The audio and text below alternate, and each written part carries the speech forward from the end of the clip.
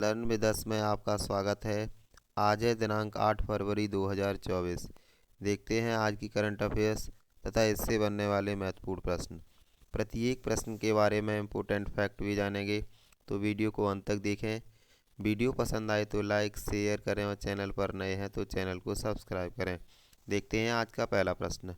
हाल ही में जारी विश्व बैंक की logistic performance index report 2023 connecting to competition 2023 के अनुसार भारत कौन से स्थान पर रहा है?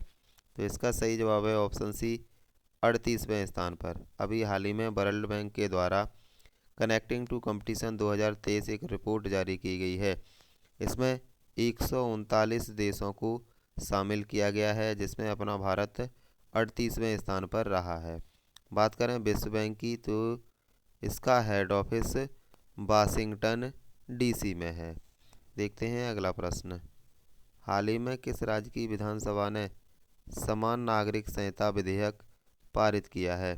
तो इसका सही जवाब है ऑप्शन बी, उत्तराखंड। अभी हाल ही में उत्तराखंड की विधानसभा में मुख्यमंत्री पुष्कर सिंह धामी के नेतृत्व में समान नागरिक संहिता विधेयक पारित किया गया है।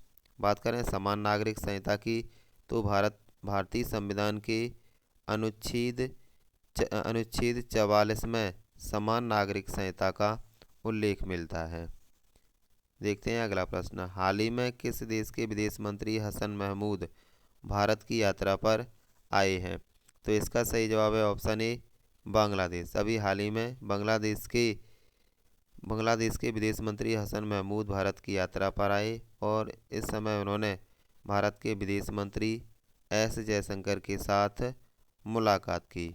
बात करें इसी समय उन्होंने महात्मा गांधी की समाधि राजघाट पर जाकर महात्मा गांधी को फूल अर्पित भी किए। इसके बाद यह भारत के रक्षा सलाहकार अजीत डोभाल के साथ भी मुलाकात करेंगे। अगला प्रश्न। अंतर्राष्ट्रीय जल सम्मेलन 2024 की प्रस्तावना कहाँ संपन्न हुई है? तो इसका सही जवाब है ऑप्शन सी, मेघालय। अभी हाल ही में मेघालय के शिलोंग में अंतर्राष्ट्रीय जल सम्मेलन 2023 प्रस्तावना संपन्न हुई है। इसका उद्देश्य पहाड़ी क्षेत्रों में जल की आपूर्ति को सुनिश्चित करना है।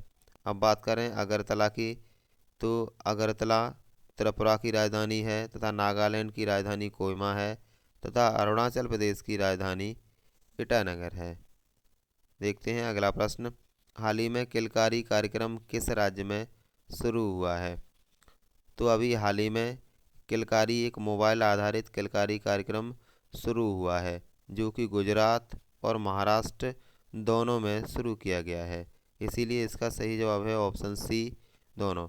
अब बात करें किलकारी महोत्सव की, तो इसका शुभारंभ स्वास्थ्य राज्य मंत्री डॉक्टर भारती प्रवीण पवार तथा प्रोफेसर SP सिंह बघेल के द्वारा किया गया। बात करें इस किलकारी कार्यक्रम में, तो यह डिजिटल हेल्थ इंडिया कार्यक्रम के तहत इसे शुरू किया गया है। इसका उद्देश्य प्रसव की जानकारी देना है, गर्भावस्था की जानकारी देना है तथा बच्चे की देखभाल के लिए साप्ताहिक मैसेज भेजे जाएंगे। अगला प्रश्न। हाल ही में किस राज्य के तटीय क्षेत्र प्रबंधन प्राधिकरण ने प्रस्तावित बांधवन मेगा पोर्ट के लिए तटीय विनिमय क्षेत्र की मंजूरी की सिफारिश की है? तो इसका सही जवाब है ऑप्शन ए, महाराष्ट्र। अभी हाल ही में महाराष्ट्र तटीय क्षेत्र प्रबंधन प्राधिकरण ने महाराष्ट्र के पालघर में एक बांधवन मेगा पोर्ट के, जो कि पहले से ही प्रस्तावित था, इसकी मंजूरी की सिफारिश की है। यह इंदिरा गांधी पोर्ट का नेहरू पोर्ट का एक हिस्सा होगा। देखते हैं अगला प्रश्न। हाल ही में डोस मोचे महोत्सव किस राज्य में शुरू हुआ है? तो इसका सही जवाब है ऑप्शन बी, लद्दाख। अभी हाल ही में लद्दाख में डोस मोचे महोत्सव शुरू हुआ है। बात करें इस महोत्सव की, तो इसे बलिका बकरा महोत्सव भी कहा जाता है। बात करें इसका उद्देश्य, तो इसका उद्देश्य बुराई पर अच्छाई की जीत हासिल करना है। स्थानीय भाषा में डोस मोचे महोत्सव को छम महोत्सव भी कहा जाता है। इस अवसर पर पुरुष मुखौटा लगाकर नृत्य करते हैं। अगला प्रश्न, हाल ही में किस कंपनी के अध्यक्ष 2025 तक 20 लाख से अधिक भारतीयों को कृत्रिम बुद्धिमत्ता एआई के कौशल में सक्षम बनाने की घोषणा की है? तो इसका सही जवाब है ऑप्शन ए, माइक्रोसॉफ्ट। अभी हाल ही में माइक्रोसॉफ्ट के सीईओ सत्या नडेला के द्वारा भारत में कंपनी के द्वारा भारतीय लोगों को प्रशिक्षण उपलब्ध कराना है, जो कि आर्टिफिशियल इंटेलिजेंस पर आधारित होगा। अगला प्रश्न, हाल ही में किस देश के प्रधानमंत्री मार्क फिलिस भारत की यात्रा पर आए हुए हैं? तो इसका सही जवाब है ऑप्शन ए, गोयाना। अभी हाल ही में गोयाना के प्रधानमंत्री 6 दिवसीय भारतीय यात्रा पर आए हैं। इस अवसर पर वह विदेश मंत्री एस जयशंकर से उन्होंने मुलाकात की तथा उसके बाद राष्ट्रपति द्रौपदी मुर्मू तथा उपराष्ट्रपति जगदीप धनखड़ के साथ भी मुलाकात की। अगला प्रश्न, हाल ही में राष्ट्रपति द्रौपदी मुर्मू 4 दिवसीय सांस्कृतिक समारोह विविधता का अमृत महोत्सव पूर्वोत्तर भारत की समृद्धि का अनावरण कहाँ करेंगी? तो इसका सही जवाब है ऑप्शन बी, नई दिल्ली। अभी हाल ही में नई दिल्ली में राष्ट्रपति भवन के अमृत उद्यान में विविधता का अमृत महोत्सव पूर्वोत्तर भारत की समृद्धि का अनावरण किया जाएगा। इसका उद्देश्य हस्तशिल्प, हथकरघा तथा कृषि के उत्पादों को बढ़ावा देना है।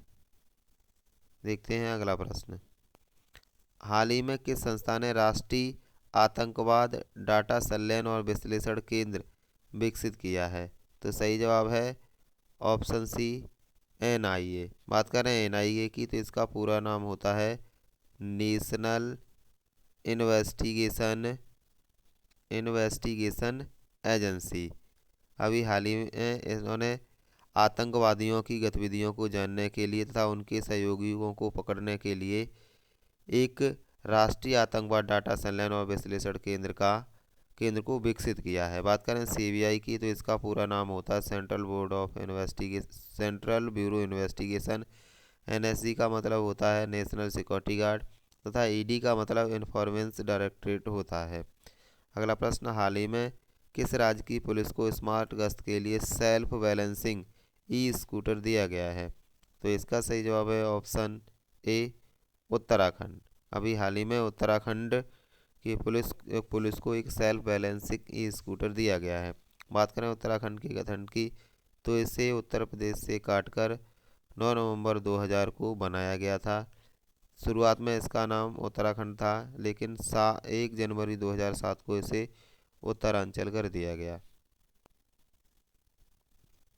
देखते हैं अगला प्रश्न, हाल ही में किस भारतीय बांसुरी वादक ने अपने सहयोगी एल्बम एज बी स्पीक के लिए सर्वश्रेष्ठ समकालीन वाद्य यंत्र और सर्वश्रेष्ठ वैश्विक संगीत प्रदर्शन श्रेणी में ग्रैमी पुरस्कार जीता है? तो इसका सही जवाब है ऑप्शन ए, राकेश चौरसिया। अभी हाल ही में 66वें ग्रैमी अवार्ड प्रदान किए गए हैं।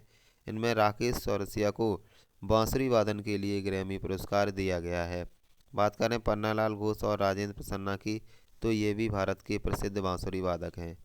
अगला प्रश्न, हाल ही में कौन सा देश डिजिटल शेंगेन वीज़ा अपनाने वाला पहला यूरोपीय देश बन गया है?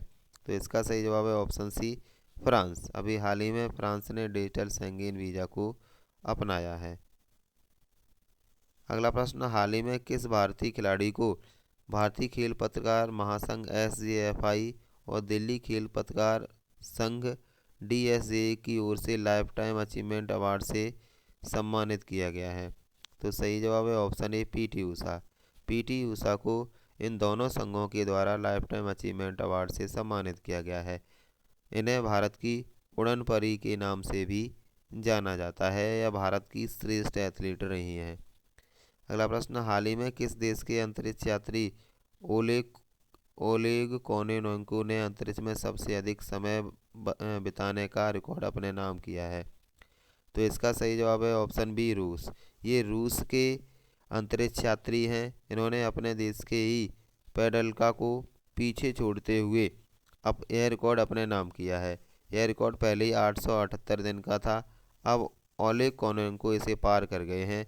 यह 1000 दिन की यात्रा के बाद वापस आएंगे। देखते हैं आज का अभ्यास प्रश्न, हाल ही में इब्राहिम सिकंदर किस देश के नए सुल्तान बने हैं? ऑप्शन दिए हुए हैं, इसका जवाब आप कमेंट बॉक्स में लिखेंगे। वीडियो पसंद आए तो लाइक शेयर और चैनल पर नए हैं तो चैनल को सब्सक्राइब करेंगे। आज की वीडियो में इतना ही।